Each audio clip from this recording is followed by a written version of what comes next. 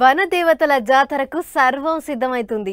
ఆఫీసర్లు పరుగులు పెడుతుర్రు, లీడర్లు గట్టిగా నజరేసిర్రు, ఏర్పాట్లు రువ్వడిగా నడుస్తున్నాయి. ఈసారి మహా జాతరను ఎప్పటికంటే ఇగింత ఘనంగా చేయాలని చూస్తుర్రు సర్కారోళ్ళు. ఇక చూడరాదోర్రి పళ్ళు ఎట్లెట్లా నడుస్తున్నాయో చూడనీకే సీఎం సారే పోయిండు.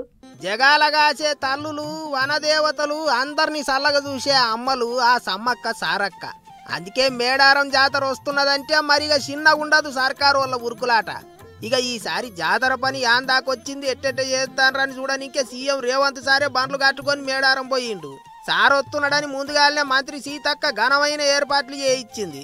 ఇక పోతనే తక్కెట్ల ఊకొని నిలువెత్తు బంగారం సమర్పించిండు సారు.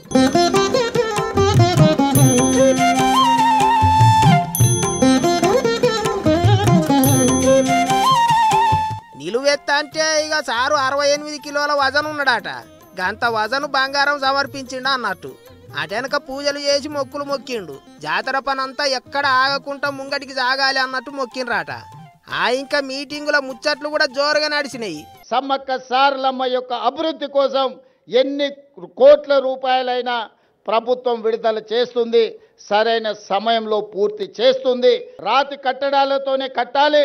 రాబోయే 100 సంవత్సరాలకు సమ్మక్క సారలమ్మ మందిరం, గద్దెలు, ప్రాంగణం ఆదర్శంగా ఉండాలి. 100 ఏండ్లు నిలిచిపోయేటట్టు సమ్మక్క సారక్క గద్దెలను రాతితోని చూడ చక్కగా తీర్చిదిద్దుతారట.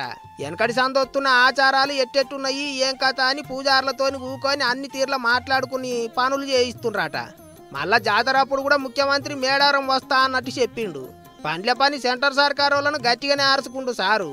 కుంభమేళాకు 1000 కోట్లు ఇస్తుండ్రు, మరి ఆదివాసీ కుంభమేళా అయిన మేడారం జాతరకు పైసలు ఎందుకు ఇత్తలేరు అని అడిగిండు. చూడాలి మరిగా గీ ముచ్చట మీద పువ్వు పార్టీ వాళ్ళు ఏమంటారో.